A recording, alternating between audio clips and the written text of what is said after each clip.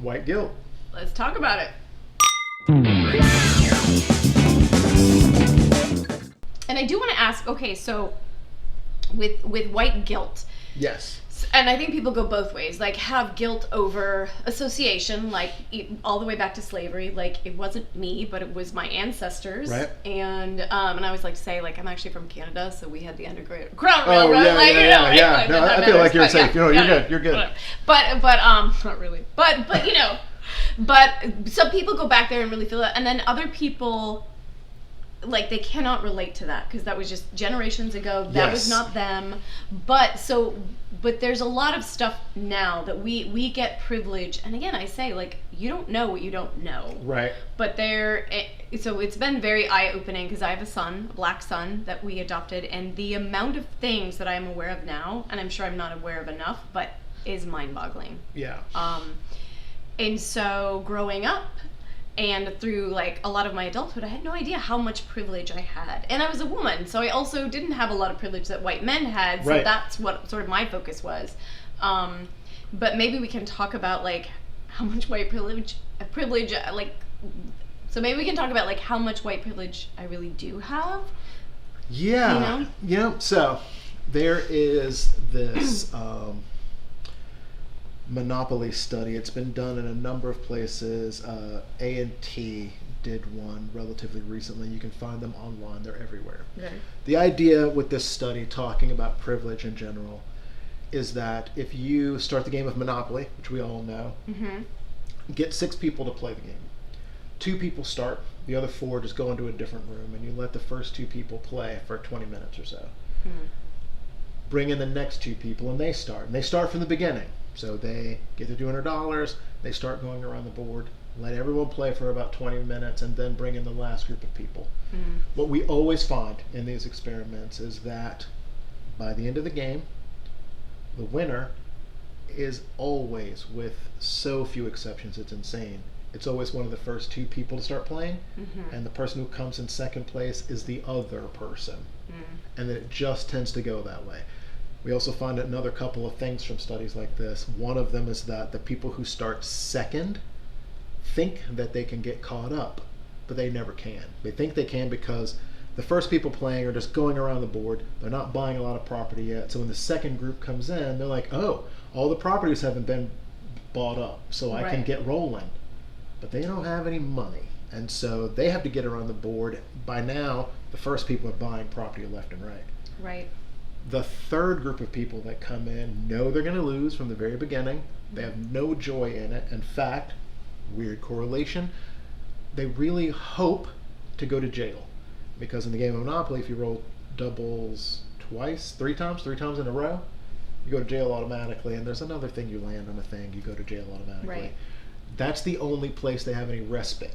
Because otherwise, every time they roll the dice, they land on someone's property and they have to pay a thing out. Like, every move is a struggle. They hate playing the game and want to quit immediately.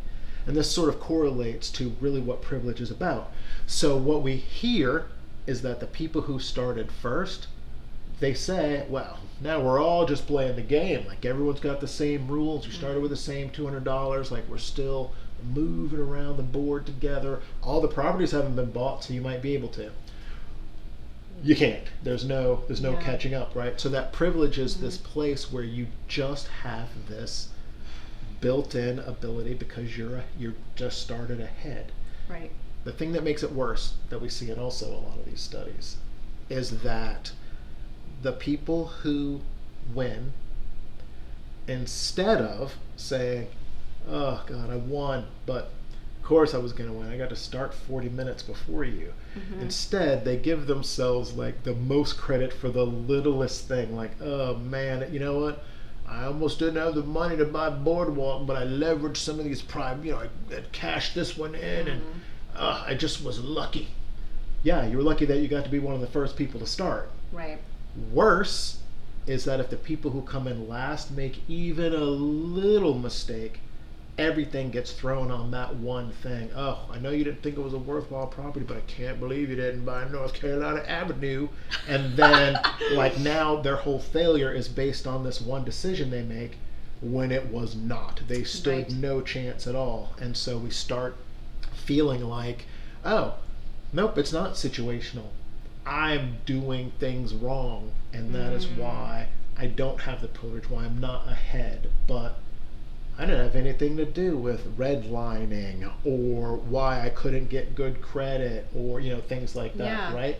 Those are things that happen because the people who got to start first put rules in place so that they would stay ahead, right? Right. So I think that's really where privilege comes in, is remembering that there's a lot to just having gotten to start first. That's literally what it is. Wow. I have never heard that sort of metaphor before, but that makes a lot of sense. Yeah, it's a hard one, right? Because then you start to wonder, like, what can we do? And there are answers in that too, but it's hard, right? So in some of the studies, they talk about the ways that to make the game more enjoyable for the third group of people. And so one of the things that happens is the first group will, when they recognize that privilege, right? Oh, we get the experiment. We get what's happening. Right. One of my favorites is someone, I don't know if this was at A&T, but someone said, you know what? I'm going to give you a pass, like the first 10 times you land on my property, you don't have to pay. So that's one of the things that happens. But one of the other things that was really creative, the one I really like, is that the person said, look, I'm buying this property, but when you land on it, if you want, you can put, the house on it or whatever, and that will be yours. We will share this, but I'm not paying for that, right? We see that today. We see that people are giving opportunity. I mean, somewhat that's reparations in some ways, I guess, but really it is saying, yeah, the only way you're going to get caught up is that if I give you some of the privilege that I had before. Right. And also just to note, when that happens, the first two people still win. So they haven't, it's not like they're like, ooh, no, everything's even Steven. They still win. They still win by a lot. It's just that the people who came in last aren't miserable through the whole thing anymore. Wow. It feels like we're swinging some ways way over here, and there's a lot more racism, at least publicly, than there has been. Yeah.